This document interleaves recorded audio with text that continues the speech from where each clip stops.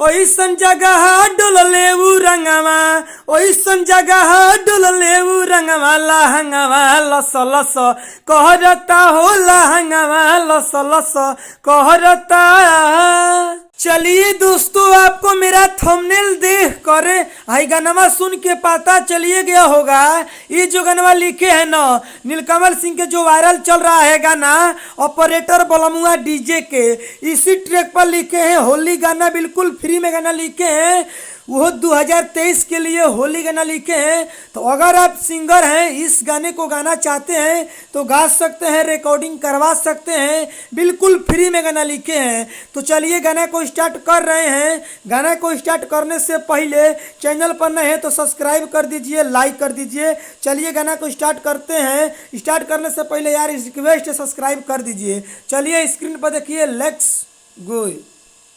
चलिए दोस्तों, ये मुखड़ा है, हम मुखड़ा को गा रहे हैं। चढ़ते होली यानी तोरा ससुरारी, चढ़ते होली यानी तोर ससुरारी, जीजा जी रंग डाल तड़े बरियारी, जीजा जी रंग डाल तड़े बरियारी, सौसे बदन कैले बाड़े पानी पानी, जैसे रहेले मछली जल के रानी, ओइसन जगह डोलले उ रंगवा, ओइसन जगह डोलले उ रंगवा, लहंगवा लस लस कहरता हो, लहंगवा लस लस कहरता।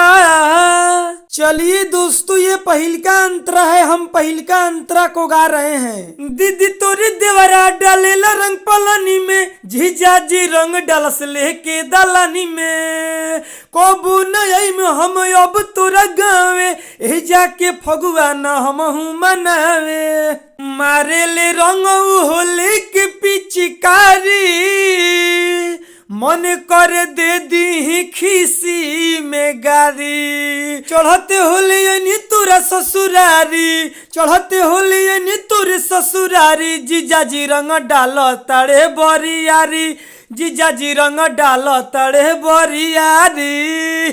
चलिए दोस्तों, ये दूसरा का अंतरा है, हम दूसरा का अंतरा को गा रहे हैं। लेके अबीर रंग दिले हमरा गल पे, बानी हम ना राजी यहाँ जीजा के चाल पे, राजा सिंहनिया के करत रही माना, बजत रहे जब नीलकमला के गाना।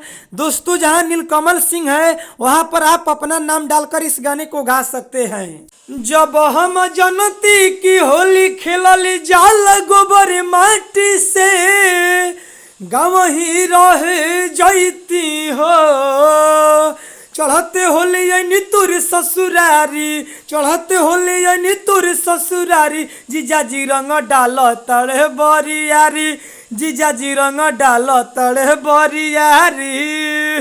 चलिए दोस्तों, गाना समाप्त हो गया है। अब मेरा बतिया को ध्यान से सुन लीजिए। अगर आप सिंगर हैं, इस गाने को गाना चाहते हैं तो गा सकते हैं, रिकॉर्डिंग करवा सकते हैं, बिल्कुल फ्री में लिखे हैं, पहले ही हम बताए थे। लेकिन अगर इस गाने को गा रहे हैं तो इसमें मेरा नाम डाल दीजिएगा गीतकार में, राइटर राजा सिंघनिया, इस गाने को गा सकते हैं। बहुत सारे सिंगर क्या करते हैं कि नाम नहीं डालते हैं, तो भाई ऐसा मत करिए, किसी का क्रेडिट आप मत लीजिए। अगर आप सिंगर हैं, मेरा लिखा हुआ गाना गा रहे हैं तो उसमें मेरा नाम डाल दीजिए, इस गाने को गा सकते हैं, रिकॉर्डिंग करवा सकते हैं, कोई दिक्कत नहीं है। चलिए विशेष नहीं बोलेंगे। अगर आप इनसे भी बढ़िया, इनसे भी बेस्ट कोई गाना लिखवाना चाहते हैं, स्क्रीन पर मोबाइल नंबर है, कॉल करके आप हमसे पर्सनली गाना लिखवा सकते हैं, इनसे भी बढ़िया, इनसे भी बेस्ट। चलिए विशेष नहीं बोलेंगे। चैनल पर नए हैं तो सब्सक्राइब कर लीजिए, लाइक कर दीजिए। अगली वीडियो मिलेंगे, इसके लिए बाय बाय।